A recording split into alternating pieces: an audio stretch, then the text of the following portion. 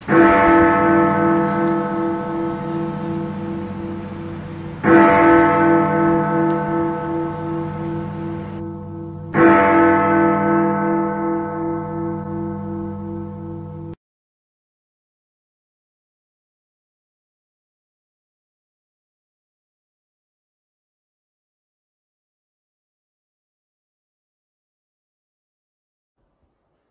saudaraku yang dikasihi dalam Tuhan Yesus Kristus.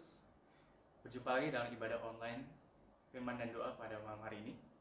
Sebelum kita masuk di dalam ibadah kita lebih dalam lagi dalam pujian dan penyembahan, mari kita mengambil waktu teduh di hadapan Tuhan.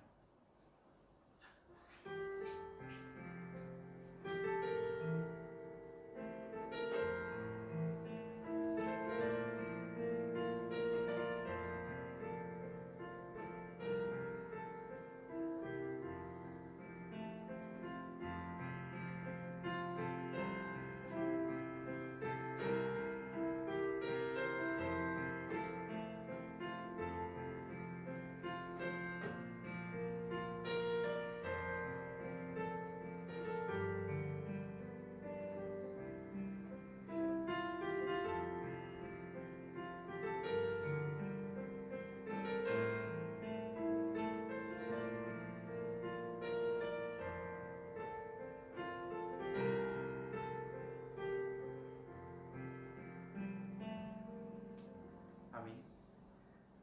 Tuhan senantiasa memberkati kita dari minggu ke minggu, bahkan bulan ke bulan, tahun ke tahun, bahkan di tahun yang ke depan pun tentu Tuhan akan menyertai kita.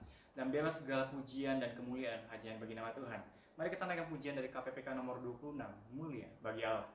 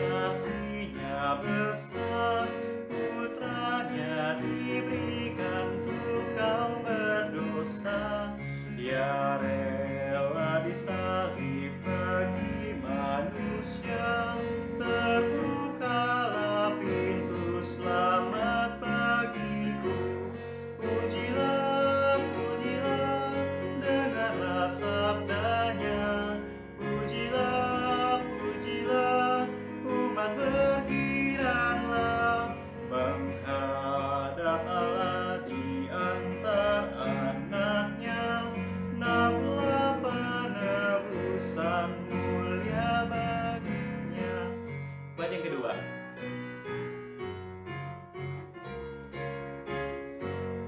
darah anaknya jadi penebusan, itu janjinya bagi yang percaya, dan semua dosa betapapun besarnya, Ia menghapus dan membasuh semuanya.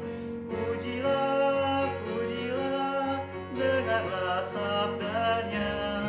Pujilah, pujilah, umat bergiranglah, menghadap Allah di antara anaknya, naplah penebusan mulia baginya.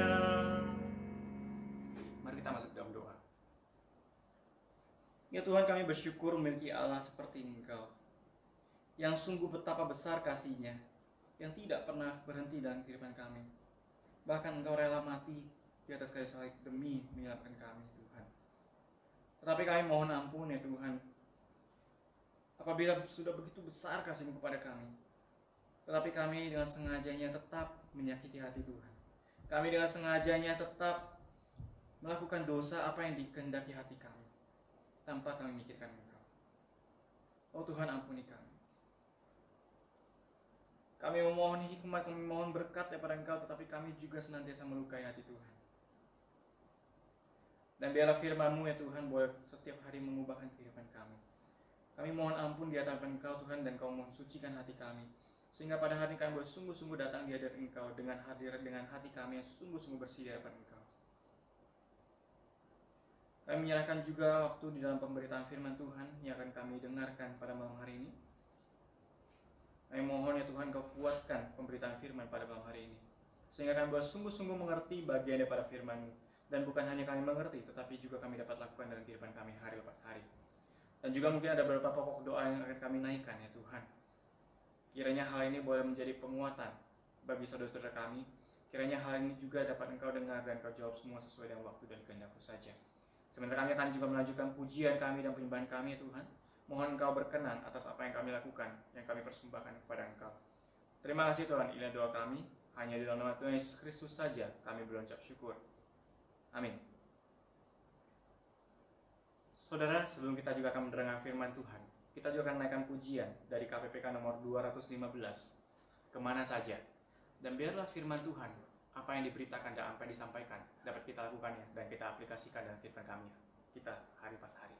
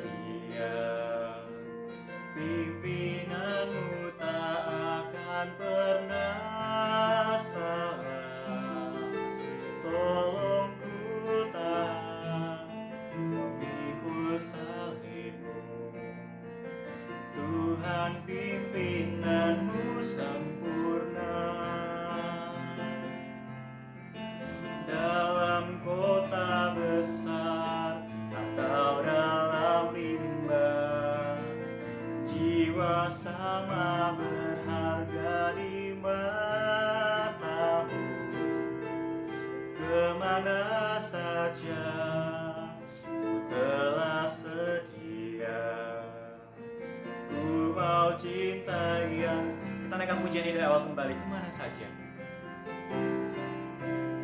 Kemana saja ku telah sedia, pimpinanmu tak akan pernah salah.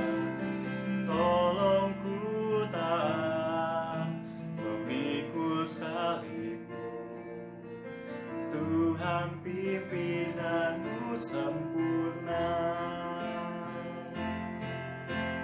Dalam kota besar atau dalam limbah, jiwa sama berharga di matamu. Kemana saja ku telah sedia, ku mau cinta yang dicintamu. Firman Tuhan akan disampaikan oleh Pendeta Suryawan Edi. Jemaat yang dikasihi Tuhan, Shalom, salam sejahtera. Kita berjumpa kembali untuk merenungkan firman Tuhan dan belajar kehendaknya serta berjuang untuk melakukan di dalam kehidupan sehari-hari. Mari kita berdoa terlebih dahulu sebelum kita membaca firman Tuhan.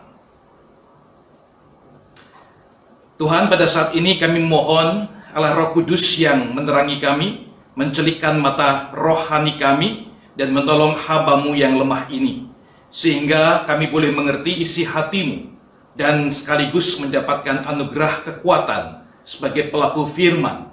Dengan demikian kami adalah pribadi yang berbahagia, yang diberkati oleh Tuhan sendiri.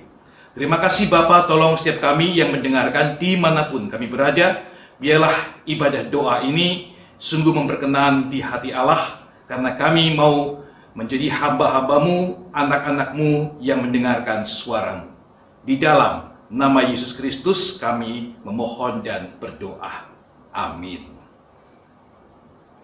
Nah, Bapak Ibu Saudara sekalian, jemaat Tuhan, kita akan melihat satu bagian firman Tuhan di dalam Kejadian, pasal yang ke-32, ayat 22 sampai dengan 32. Kejadian pasal 32 ayat 22, demikian firman Tuhan. Pada malam itu Yakub bangun dan ia membawa kedua istrinya, kedua budak perempuannya, dan ke-11 anaknya, dan menyeberang di tempat penyeberangan sungai Yabok. Sesudah ia menyeberangkan mereka, ia menyeberangkan juga segala miliknya. Lalu tinggallah Yakub seorang diri, dan seorang laki-laki bergulat dengan dia sampai fajar menyingsing. Ketika orang itu melihat bahwa ia tidak dapat mengalahkannya, ia memukul sendi pangkal paha Yakub, sehingga sendi pangkal paha itu terpelecok ketika ia bergulat dengan orang itu. Lalu kata orang itu, "Biarkanlah aku pergi, karena fajar telah menyingsing." Sahut Yakub, "Aku tidak akan membiarkan engkau pergi jika engkau tidak memberkati aku." Bertanyalah orang itu kepadanya, "Siapakah namamu?" Sahutnya, "Yakub." Lalu orang itu berkata, "Namamu tidak akan disebutkan lagi Yakub, tetapi Israel, sebab engkau telah bergumul melawan Allah dan manusia, dan engkau menang." Bertanyalah Yakub, "Katakanlah juga namamu." Tapi sahutnya, "Mengapa engkau menanyakan namaku?" Lalu diberkatilah Yakub di situ. Yakub menamai tempat itu Peniel, sebab katanya, "Aku telah melihat Allah berhadapan muka, tetapi nyawaku tertolong." Lalu tampaklah kepadanya matahari terbit ketika ia telah melewati Peniel, dan Yakub pincang karena pangkal pahanya. Itulah sebabnya sampai sekarang orang Israel tidak memakan daging yang menutupi sendi pangkal paha, karena dia telah memukul sendi pangkal paha Yakub pada otot pangkal pahanya. Nah, saudara yang dikasihi oleh Tuhan, dimanapun kita berada, kita yang sibuk dengan segala usaha, karya, dan perjuangan kita untuk menjalani kehidupan ini, maka hari ini firman Tuhan ini akan berbicara kepada setiap kita. Kita dari dulu sudah mendengar satu ungkapan yang mengatakan ora et labora. Di dalam bahasa Latin artinya adalah berdoa dan bekerja. Nah, apa maksud dari perkataan ini, Bapak Ibu Saudara sekalian? Apakah kerja dulu baru doa? Atau doa dulu baru kerja? Lalu kalau begitu, berapa banyak waktu untuk doa? Berapa banyak waktu untuk kerja? Doa untuk mendukung kerjaan supaya sukses, atau kerja untuk merealisasikan, menyatakan, realisasikan doa-doa kita? Atau ada orang juga mengatakan, kita secara jasmani badan bekerja di dunia ini, namun pikiran kita tertuju kepada Allah. Nah, saudara, melalui peristiwa Yakub ini atau perjalanan hidup Yakub, saudara dan saya akan lebih jelas lagi melihat bagaimana kita bekerja, berjuang, tetapi juga berdoa, hidup di dalam Tuhan. Nah, saudara, kita mengenal bahwa Yakub ini lahir dengan sangat unik atau ajaib. Karena mamanya itu ketika mengandung mereka adalah saudara kembar. Dia dengan kakaknya Esau. Dan yang menarik sekali, sejak dalam kandungan, dua orang bayi ini sudah saling berantem, berebut. Nah, Bapak Ibu Saudara sekalian, bayangkan seorang ibu yang mengandung 9 bulan lebih, satu anak aja itu sudah susah. Ini dua lalu berantem di dalamnya. Tapi akhirnya ketika lahir, saudara sekalian, semua penderitaan itu segera berubah menjadi suatu senyum sukacita. Namun senyum sukacitanya juga munculkan satu tanda tanya yang besar. Kenapa ketika sang kakak itu keluar dan diberi nama Esau, kakinya dipegang oleh sang adik dari dalam, tidak melepaskan dia? Senyum orang tua pun menjadi kekhawatiran dan pertanyaan. Ini pertanda apa? Yakub lahir dengan memegang kaki atau tumit kaki Esau, kakaknya. Nah, saudara dikasih Tuhan Yesus, Nama Yakub dalam bahasa Ibrani itu Yakov. Apa artinya?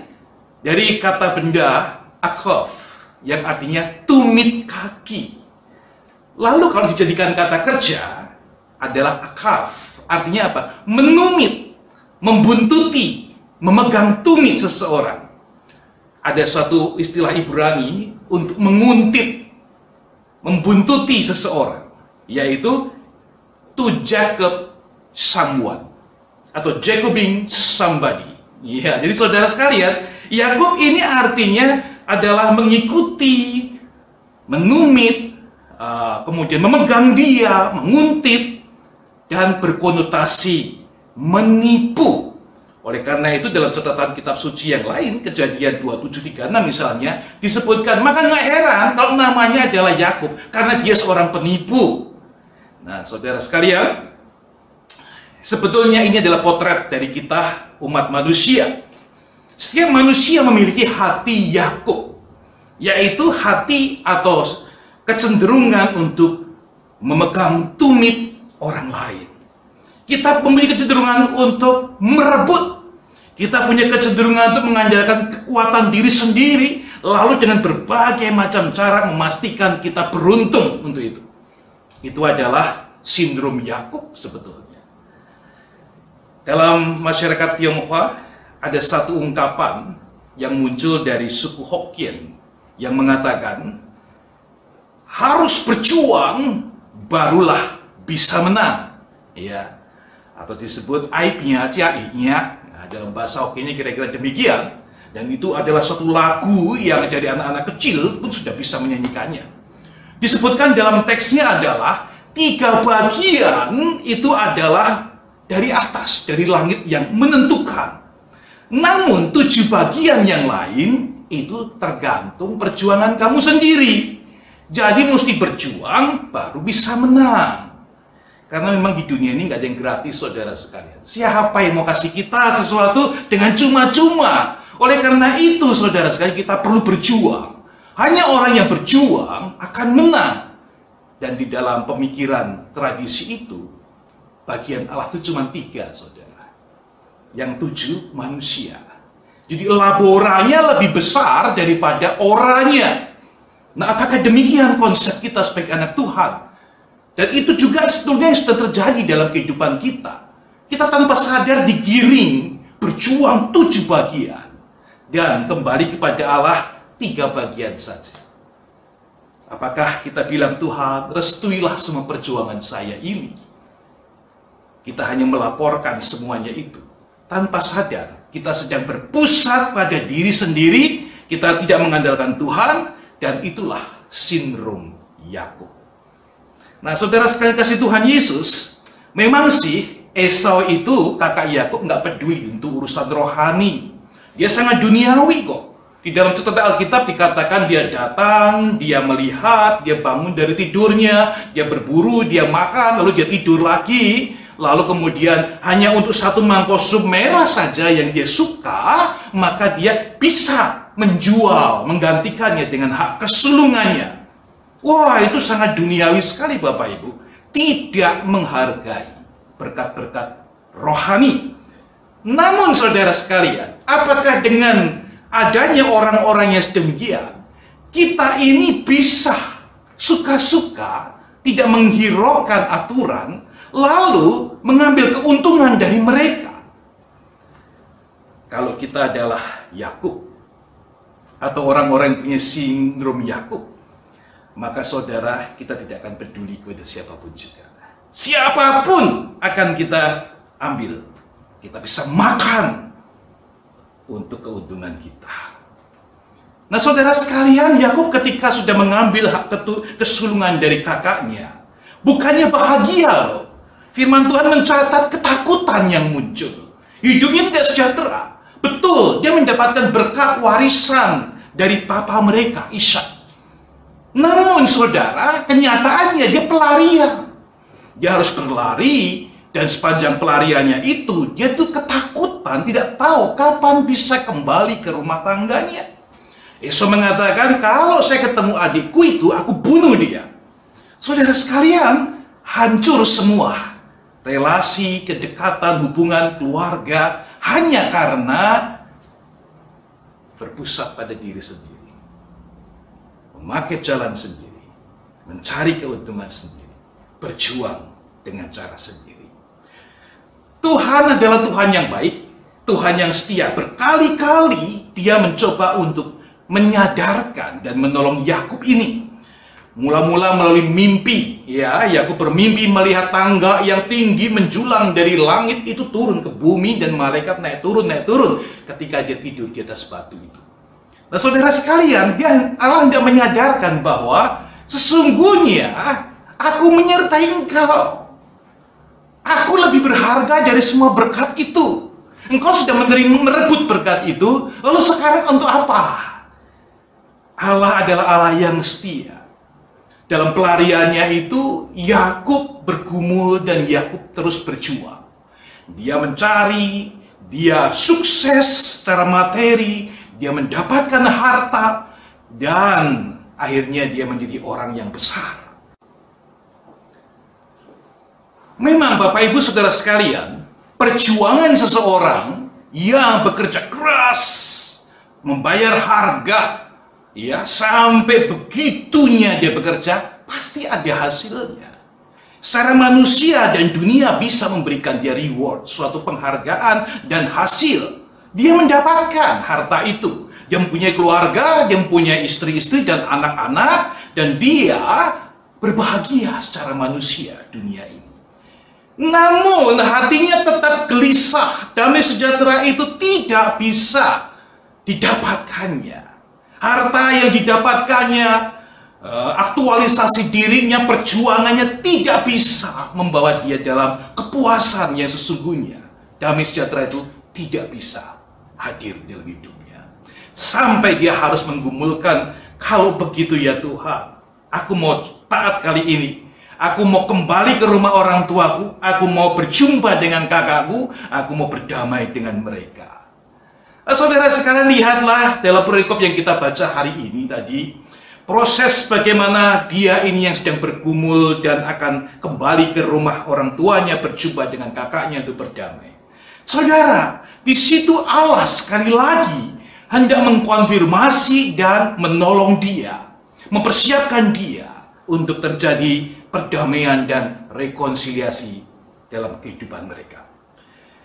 Firman Tuhan mencatat, setelah Yakub mengamankan semuanya, menyeberangkan semuanya itu, dia ada di seberang dan dia berpikir-pikir, besok saya akan ketemu dengan kakakku yang kutipu selama belasan tahun ini, dan dia pernah bersumpah hendak membunuh aku. Bagaimana nanti kira-kira ya? Kalau dia tidak mau berdamai, apakah saya harus lari? Dan seterusnya dia sudah berpikir rencana itu, tanpa disadari seorang laki-laki, demikian kata firman Tuhan, muncul di sana tanpa permisi, tanpa tegur sapa, tidak tanya apa kabarnya, dan seterusnya, mengajak berantem, saudara. Mereka bergulat, dan firman Tuhan mengatakan bergulat dari malam sampai fajar, sampai subuh. Bayangin Bapak Ibu, pertandingan apapun juga, mau tinju, mau pencak silat, mau apapun juga nggak ada kan, dari malam sampai pagi gitu. Ini luar biasa sekali. Luar biasa apa? Menunjukkan ada satu anak manusia, manusia biasa seperti saudara dan saya, namanya Yakub. Jika dia sedang berjuang dan ngotot maunya muncul, maka dia nggak peduli waktu, saudara. Kekuatan yang tak muncul dari mana itu muncul untuk memperjuangkan dirinya. Dia bergulat melawan, sesungguhnya itu adalah manifestasi dari Allah sendiri. Malaikat Tuhan. Nah, bergulat sekian lamanya, dan firman Tuhan mencatat, malaikat Tuhan itu, pria itu mengatakan, lepaskan aku, karena kamu menang. Hah? Saudara, ini menarik sekali, aneh. Manusia bagaimana bisa menang melawan utusan Allah atau manifestasi Allah, atau Allah itu sendiri? Kenapa bisa begitu? Sebagian orang menafsirkan, lah ini namanya doa. Ketika seseorang sedang berdoa di pinggir bergumul, sedang bergumul di pinggir sungai Yabok sepertinya, Dia bergumul dengan Tuhan, tolong ya, kalau sedang bergumul jangan lepasin Tuhan, pegang dia erat-erat, tolong Tuhan. Ya bisa sih ditafsirin kayak begitu gitu ya. Kegigihan seseorang berdoa. Namun Tuhan menjawab doa kan bukan karena kegigihan seseorang itu kan. Tuhan menjadi Tuhan karena dia punya kehendak yang mutlak. Dia mau jawab, dia tidak jawab, dia mau beranugerah, dia mau sengaja yang lain, itu kehendak dia. Ya Tuhan seperti itu. Jadi saudara sekalian, ketika Yakub berjuang, itu bukan berarti dia sedang ngotot berdoa, lalu Tuhan menjawab doanya. Tetapi ini sedang memberitahukan pada kita, lihat loh, seorang manusia ini seperti itu loh. Iya, lihat, dia itu tidak mau kalah, dia itu berjuang, dia itu ngototnya sampai seperti itu. Sama Tuhan pun demikian loh. Tuhan mencoba mengalahkannya, menyadarkannya, tidak sadar-sadar, tidak kalah-kalah, nggak ada matinya. Sampai akhirnya Tuhan mesti pukul pangkal pahanya, sekali pukul, pincang, baru dia nggak bisa gerak lagi. Itu pun masih pegang Tuhan. Tuhan, kalau kamu pergi, tidak boleh. Harus berkati saya dulu. Ini sudah pincang nih sekarang ini, mesti berkati saya dulu. Saudara, Allah mengatakan, siapa namamu? Yakub katanya. Oh pantas. Namanya Yakub memegang tumit. Ya, terus menempel, ngotot seperti itu. Pantas namamu itu. Tapi kamu harus diganti nama.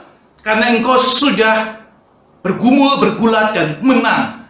Allah mengatakan Yakub menang. Bukan karena Allah kalah. Tapi Allah sepertinya mengatakan, ya, bohwat deh ketemu orang kayak begini ini ya. Bohwat. Ya sudah menang-menang sana. Udah. Saudara, itu membanggakan, itu memalukan sebetulnya kalau begitu. Keras kepala, ngototnya luar biasa. Sampai Allah mengatakan, iya sudah deh, kamu menang. Nggak ada kebanggaan sama sekali sebetulnya.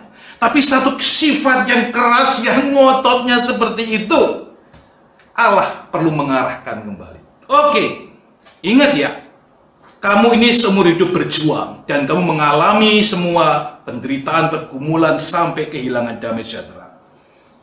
Sekarang, harusnya engkau berjuang atas nama Allah. Kalau memang sifatmu seorang pejuang, berjuanglah atas nama Allah. Engkau melawan, berjuang melawan Allah, dan engkau menang. Namamu sekarang Israel, bukan Yakub. Apa itu Israel, saudara? Israel dari kata Isra Sara, yang artinya berkuasa atau menang. El, Allah. Jadi artinya Allah yang menang. Sesungguhnya mau kasih tahu, kayaknya kamu menang, tapi sesungguhnya saya menang. Peristiwa ini disebut Israel.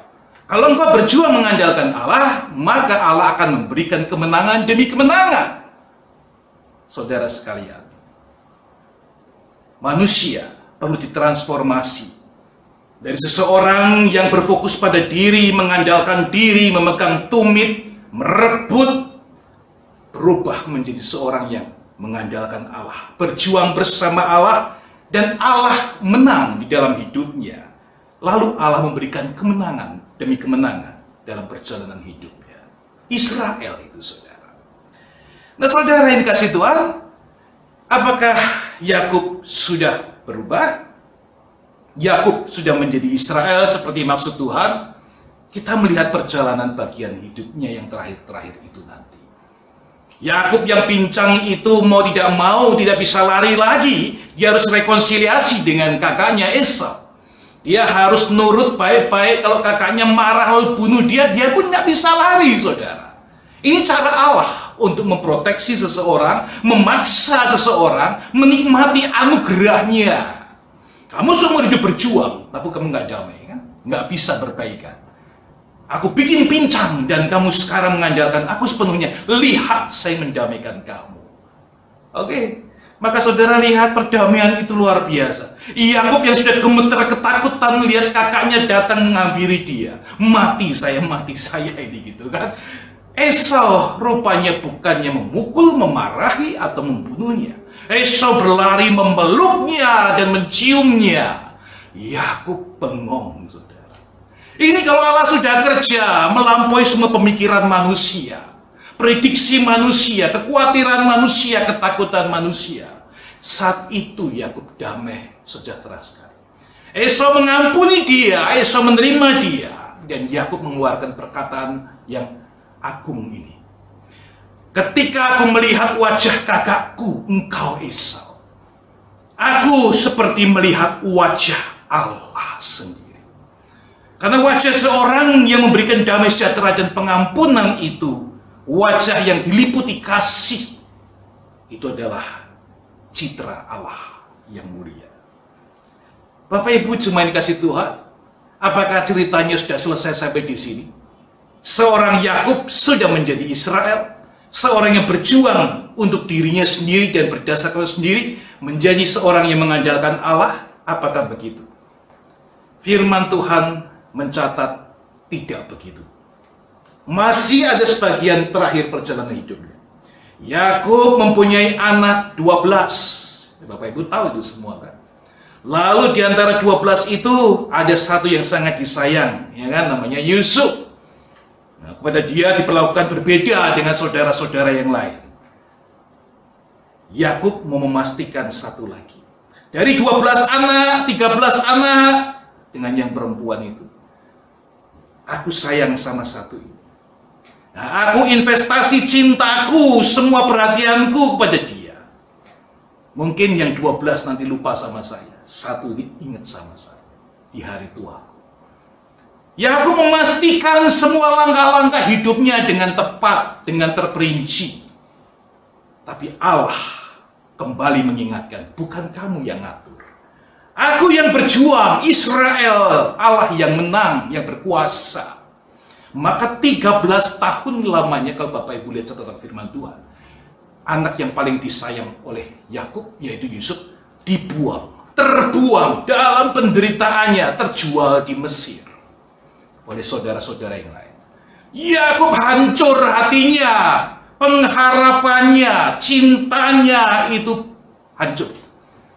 Saudara sekalian, kesedihannya Yakub itu luar biasa. Firman Tuhan mencatat ketika saudara-saudara yang lain mencoba menghibur, Yakub menolak semua penghiburan itu. Sampai pada Kejadian pasal 45.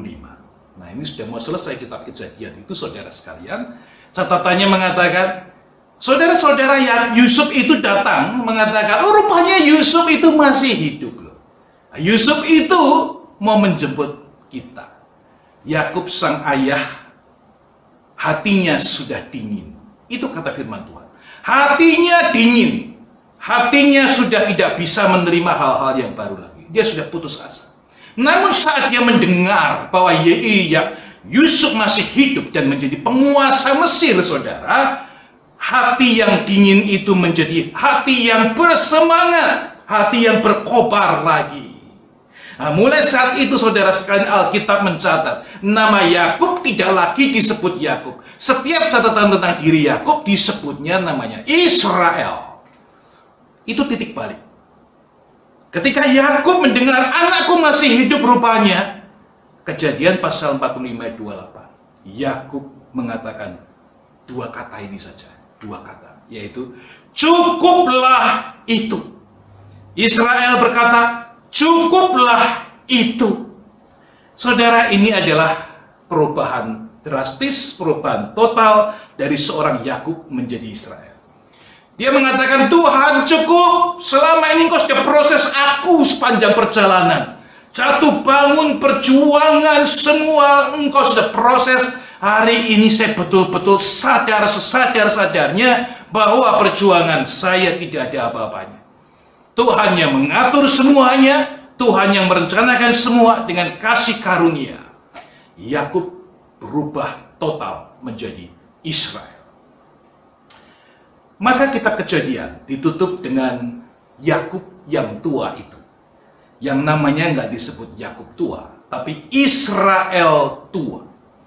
Pasal 48 ayat 8-14, Israel yang tua, kabur matanya, namun celik mata rohaninya. Dalam catatan itu indah sekali.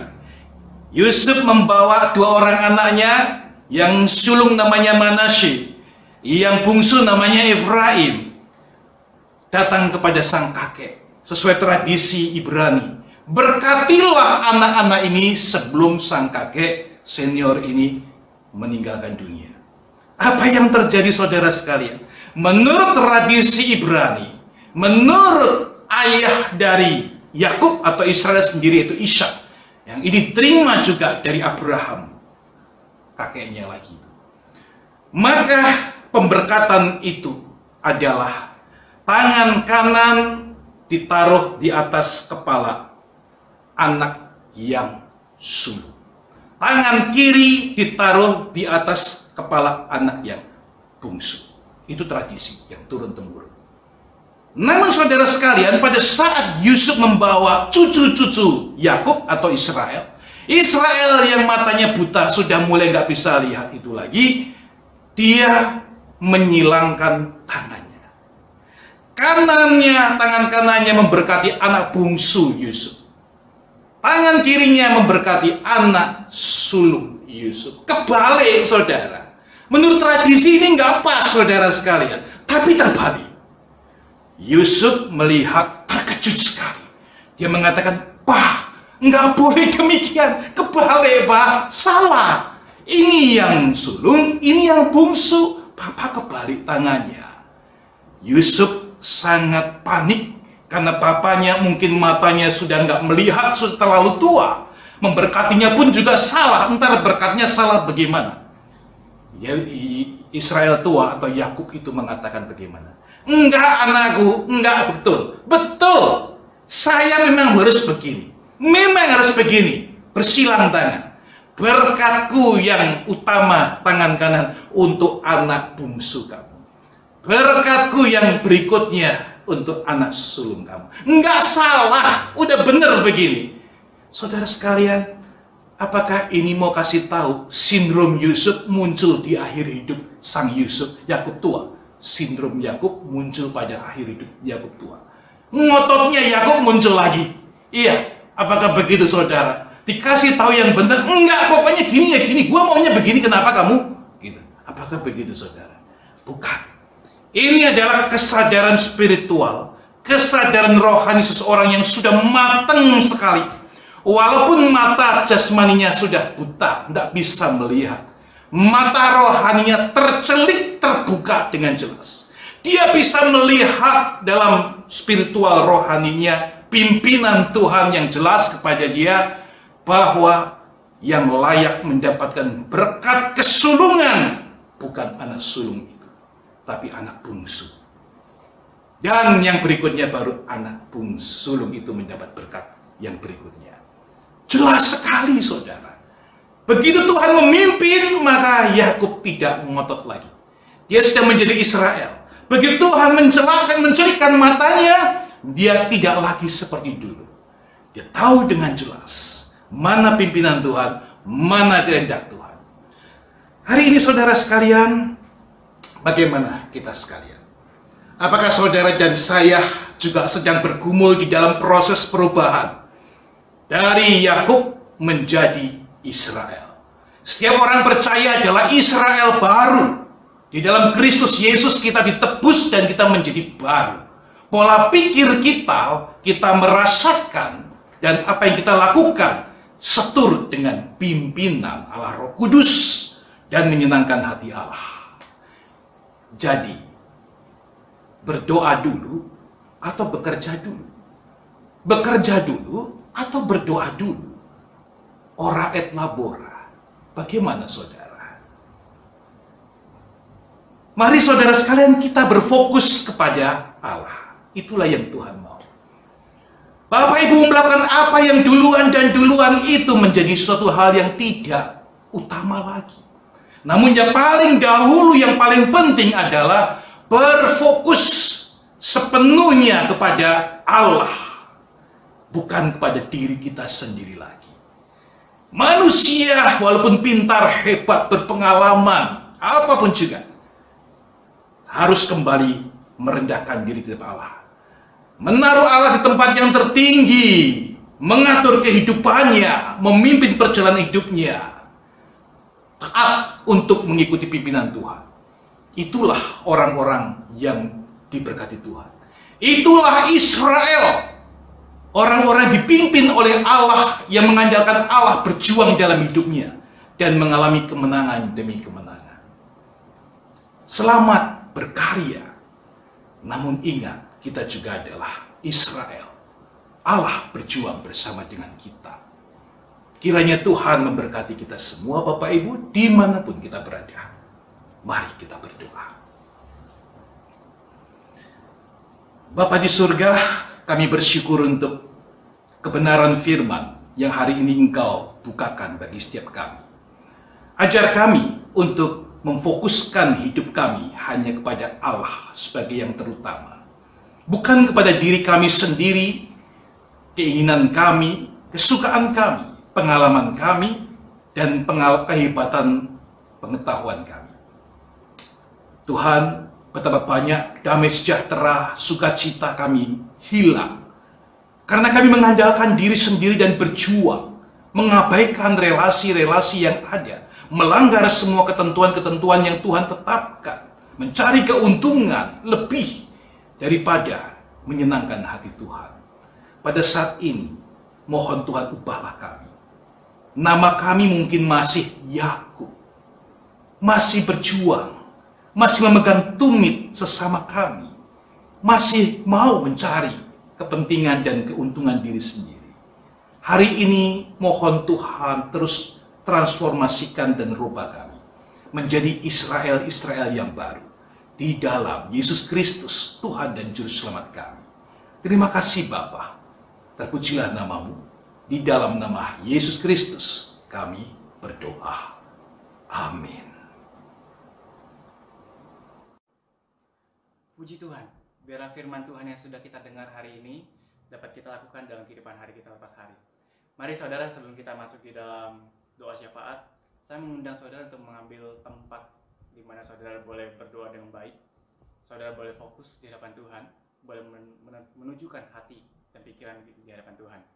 Saya mengundang saudara untuk mengambil waktu teduh di hadapan Tuhan, boleh mengambil sikap berlutut apabila saudara yang dapat berlutut. Apabila saudara yang tidak dapat berlutut, boleh duduk saja, dan kita akan naikkan beberapa doa.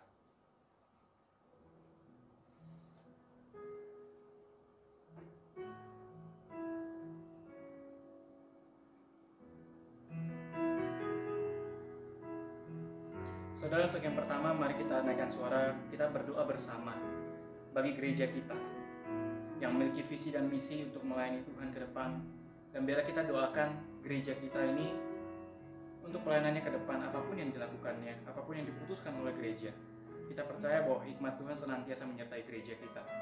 Mari kita juga doakan untuk kesatuan hati bagi setiap hamba Tuhan, penatua, majelis, bahkan setiap jemaat dan aktivis boleh memiliki kesatuan hati untuk dapat melayani Tuhan. Dan kita juga dapat doakan agar gereja kita boleh sungguh-sungguh menjadi terang dan garam di lingkungan sekitar kita. Mari kita naikkan suara, kita berdoa.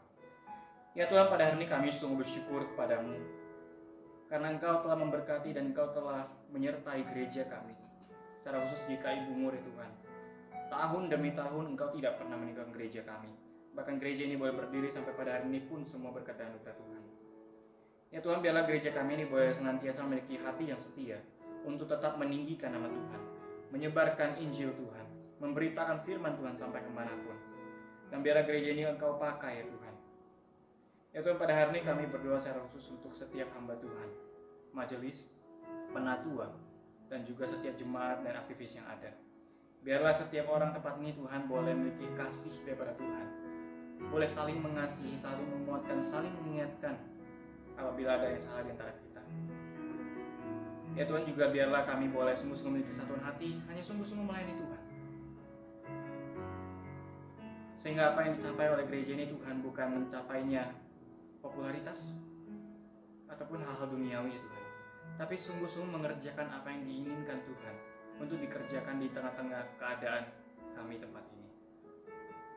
Kami juga berdoa Tuhan untuk gereja kami, dan biarlah gereja kami ini boleh sungguh-sungguh memiliki sifat-sifat dan karakter daripada Engkau sendiri Tuhan, untuk dapat mencerminkan kasih Tuhan Sehingga orang-orang di luar sana ya Tuhan, ketika melihat kami, boleh sungguh-sungguh melihat Tuhan yang besar ada dalam kehidupan kami. Dan orang-orang di luar sana boleh sungguh percaya kepada nama Tuhan. Terpujilah nama Tuhan, kami serahkan ke dalam tangan-Mu. Saudara, sebelum kita melanjutkan pokok doa kita, mari kita naikkan pujian Yesus, Yesus tengah doa.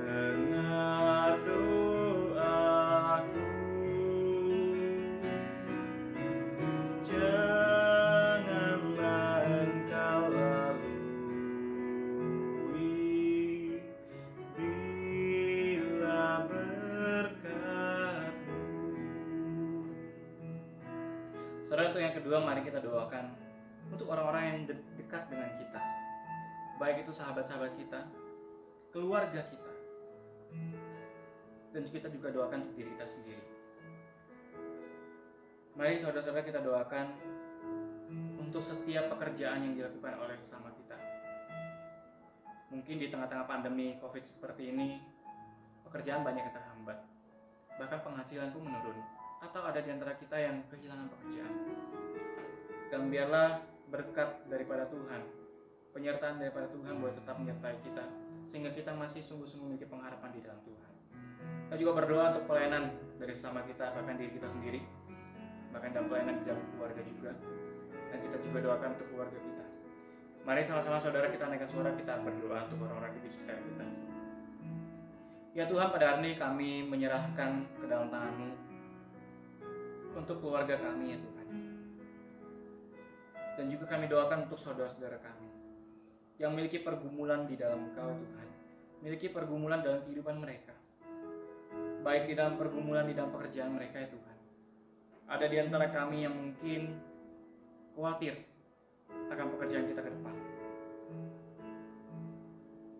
terkait dengan masalah pandemi COVID-19 ini. Tuhan membuat banyak sekali orang yang sungguh-sungguh memikirkan bagaimana ke depan. Tapi biarlah firman-Mu ya Tuhan boleh sungguh-sungguh menguatkan kami, yang mengatakan kami tidak perlu khawatir akan hari esok, sebab Engkau memegang hari esok kami. Tapi biarlah kami boleh sungguh-sungguh belajar di hadapan Tuhan, merendahkan hati kami, agar sungguh-sungguh menaruh kepercayaan di dalam tangan Tuhan untuk masa depan kami. Secara khusus kami berdoa Tuhan bagi saudara-saudara kami yang mungkin kehilangan pekerjaan mereka,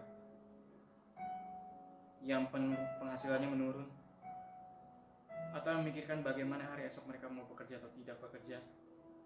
Kami serahkan ke dalam tangan-Mu. Biarlah Tuhan hikmat-Mu menyertai kehidupan kami, sehingga kami bersungguh-sungguh memikirkan apa yang terbaik untuk kita jalankan di dalam kehidupan kami. Terima kasih Tuhan, kami juga berdoa bagi kesehatan keluarga kami. Banyak yang memiliki keadaan lemah tubuh ya Tuhan, ataupun dalam keadaan sakit, ataupun dalam keadaan berduka, ditinggalkan oleh orang-orang yang dikasihi. Ya Tuhan, kami memohon hikmat, penyertaan dan penghiburan daripada Engkau saja untuk menyertai kami ya Tuhan, sehingga kami boleh sungguh-sungguh kuat di dalam Engkau, bahkan kami boleh sungguh-sungguh percaya kepada Engkau, karena kami tahu Tuhan yang berjalan bersama kita adalah Tuhan yang sungguh besar, yang sanggup melakukan apapun. Kami serahkan juga saudara kami dalam keadaan lemah tubuh. Biarlah dalam keadaan seperti ini mereka mungkin banyak yang menjadi khawatir, banyak yang menjadi putus harap. Tapi biarlah Tuhan, firman Tuhan pada hari ini boleh menguatkan kembali setiap saudara-saudara yang letih lesu. Mereka boleh sungguh-sungguh memandang pada Engkau dan berharap kembali pada Engkau.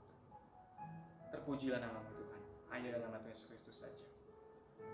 Saudara, yang ketiga, kita doakan untuk negara kita pada hari ini, yang terus berusaha untuk menanggulangi penyakit, menanggulangi pandemi COVID-19 ini.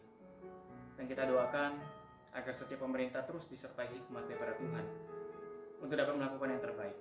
Terlebih lagi, kita doakan kita sebagai warga negara Indonesia boleh sungguh-sungguh menjadi warga yang baik, yang taat kepada setiap ketentuan-ketentuan dari pemerintah, agar kita pun boleh turut serta di dalam membantu menanggulangi penyakit COVID-19 ini. Mari saudara kita dengan suara kita berdoa. Ya Tuhan, pada hari ini kami berdoa secara khusus untuk negara kami ya Tuhan, yang di tengah-tengah mengalami pandemi COVID-19 ini. Banyak sekali hal-hal yang terganggu dalam negara kami. Aktivitas bahkan aliran keuangan ekonomi ya Tuhan, juga pertahanan negara dan sebagainya Tuhan. Segala pengaturan menjadi susah untuk diatur karena adanya pandemi COVID-19 ini. Tetapi kami memohon ya Tuhan, di mana Engkau telah memilih setiap pemerintahan yang ada dalam negara kami, Engkau juga sendiri akan menguatkan pemerintah kami tepat ini Tuhan. Karena Engkau memiliki rencana yang terjadi dalam negara kami. Kami berdoa Tuhan agar hikmat-Mu boleh terus menyertai setiap pemerintahan yang ada, mulai dari presiden sampai kepada kepemimpinan yang paling di kota-kota, bahkan di daerah dan di desa ya Tuhan, untuk RT dan RW dan sebagainya. Kiranya ya Tuhan Kau memberkati setiap orang-orang yang boleh memiliki jabatan kepemimpinan ya Tuhan, agar sungguh-sungguh mereka memiliki hikmat daripada Tuhan untuk dapat mengelola dengan baik, membantu menghadapi pandemi COVID-19 ini ya Tuhan. Kami juga berdoa Tuhan untuk anak-anak Tuhan yang boleh berkecimpung di dalam dunia pemerintahan. Biarlah mereka boleh sungguh-sungguh bekerja seperti untuk Tuhan dan bukan untuk manusia, dan mereka boleh mencerminkan iman mereka kepada Tuhan, sehingga orang-orang di luar sana dapat melihat Tuhan yang hidup dalam kehidupan mereka. Kami juga berdoa Tuhan untuk kami sebagai warga negara Indonesia. Biarlah kami boleh sungguh-sungguh taat untuk melakukan apa yang dikehendaki oleh negara kami ini Tuhan. Apa yang dikehendaki daripada Engkau sendiri Tuhan Kau nyatakan bagi pemerintah kami, sehingga kami boleh sungguh-sungguh taat juga untuk melakukannya, untuk membantu pemerintahan kami melawan pandemi COVID-19 ini, dan kami pun dapat menjadi terang terang di tengah sekitar kami. Terpujilah nama Tuhan. Kami memiliki kerinduan sampai pada suatu hari negara kami boleh sungguh-sungguh melihat kasih Tuhan yang begitu besar. Hanya dalam nama Tuhan Yesus Kristus saja kami ucap syukur. Tuhan, biarlah setiap doa-doa yang sudah kami naikkan ini Tuhan, masih banyak sekali pergumulan yang tidak dapat kami naikkan di tempat ini. Tapi biarlah Tuhan Engkau yang mengerti setiap pergumulan kami. Engkau juga yang akan berjalan bersama dengan kami, menguatkan kami, bahkan menghibur kami, untuk tetap kuat di dalam Engkau, untuk tetap percaya di dalam Engkau ya Tuhan. Dan biar setiap doa-doa yang sudah kami naikkan ini Tuhan, Engkau dengar dan Engkau jawab sesuai dengan waktu dan kehendak-Mu saja. Terpujilah nama Tuhan. Hanya dalam nama Tuhan Yesus saja kami berucap syukur. Amin. Bapa, terima kasih.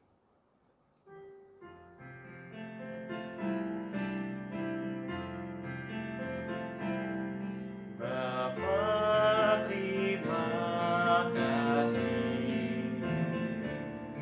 Bapa, terima kasih.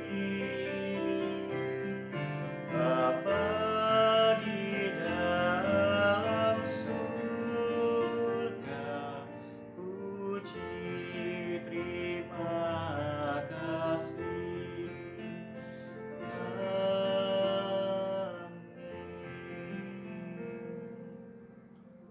Ibadah firman dan doa selesai. Saudara jangan lupa jam 7:30 malam nanti kita tetap masih akan ada PA online bersama di dalam Zoom meeting, dan linknya sudah dibagikan di dalam grup gereja. Mari kita sama-sama ikuti agar kita semakin hari semakin mengenal firman Tuhan lebih dalam lagi.